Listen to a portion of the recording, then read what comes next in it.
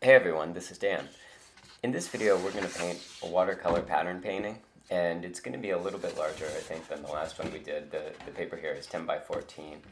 And essentially what we're going to do a little bit differently this time is add some pen to the drawing as well. So one of the things I was thinking about is that, I like these patterns in the watercolor. We have the light underneath and you have slightly darker building up on top. But I've also done a lot of geometric watercolor type of drawings, and I like the way that the black pen or the dark pen looks with the watercolor. So what I'm doing here is just kind of coming in and making some of these squiggles. I actually make these squiggles all the time when I'm sitting in meetings and just sort of doodling and things like that. But what I wanted to do is kind of use them as a background for some of this watercolor to just add some additional depth or interest or texture, whatever you want to call it. One of the things I am trying to keep in mind as I'm drawing these in is I'm trying to make the upper area there at the top a little bit lighter than the bottom area. So if you notice, the bottom has more squiggly lines than the top does, and there's almost like this lighter mass that's coming down through the paper. Now, one of the things I do want to point out is that a lot of the painting that we're doing today is it's going to be wet on dry, so the paper itself is dry, and then we're coming in with the wet paint over top. But at the start of this paper, I do spray a little bit of water, and it's just trying to make that that brighter yellow layer spread out a little bit. I don't necessarily want to get the whole paper soaking wet and really do wet on wet, but just a little bit of wet on it, I guess, is what I'm after there. And so the end result is that it does kind of fill in that yellow, especially at the top, but the bottom part of the paper is a little bit drier, and you still see some of that white coming through. And in this case, that's what I was going for. I'm not sure that I really loved it at the end, but at the start, in any case, that's the effect that I was trying to achieve. So I did get that. Another thing I'm doing as I go along here is I just start alternating the brushes, and so I'm using different size brushes, and they're all basically flat brushes. Maybe I do pick up that oval brush at some point, but the idea is to use that flat brush and to kind of fan it out, and then to get sort of a sharp edge on one side, and then kind of a wider swath as well. Oh, I guess I do use that oval brush a little bit. So a lot of these marks end up having sort of a pointy top to them, and they take advantage of the flat brush quite a bit because you can get that nice sharp line at the top as well.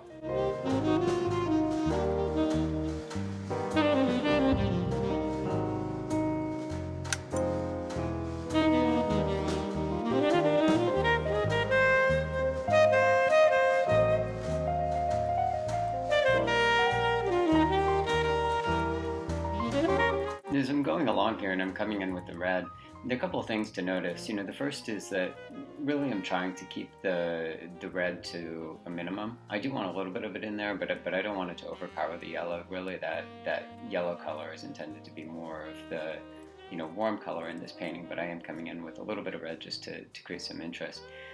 The other thing is, even as I come in with that magenta or purple or whatever that color is, I'm trying to keep the bottom of this painting relatively light. And most of what I'm going to do down there is come in with the cooler colors, the blues and the greens, in the next layer after this dries. But for now, I'm just trying to create a little bit of those areas that will shine through when those layers come back in over top.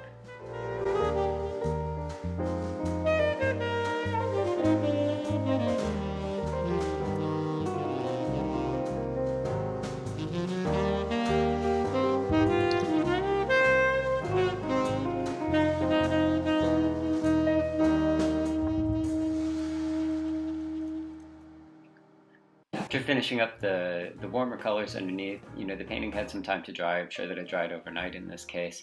And just starting the process of coming in with some of the cool colors on top. I have a couple of different blues there, a little bit of green and yellow.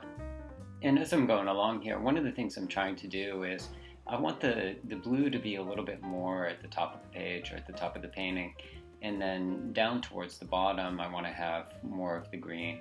And a lot of the time, some of the inspiration behind these paintings is I go to the beach and I see, I'll look out through the trees and I'll see the water and the sun and all those warm colors reflecting off the water. And so there's a little bit more of the blue up above towards the top of the painting to kind of reflect that idea of the water, and then down below I like it to be a heavier green because it creates more of like that sense of foliage or whatever, the plants that you're looking through as you look out towards the water.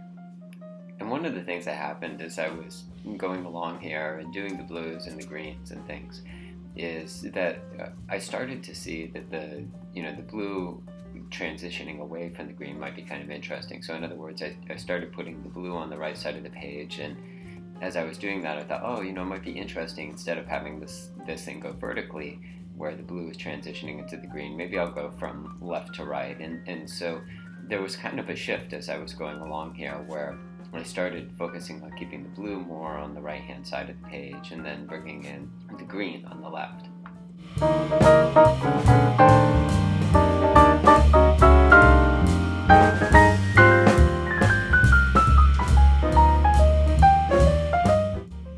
And so similar to the underlayer that's the warm color, we use multiple brushes there.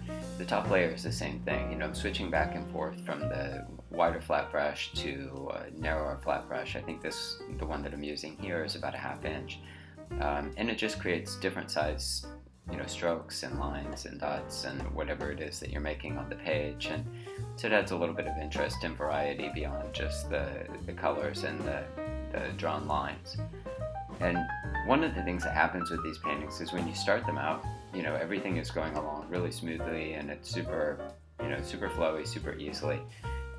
You're painting super easily, and as you get closer to the end, like this painting is getting closer to the end, it becomes a lot more methodical, and you start looking for, where on the page does it feel like we need to have some additional lines, where do things need to be, filled in, picked up, cleaned up, whatever it is. You start adjusting the painting a little bit more than you were early on.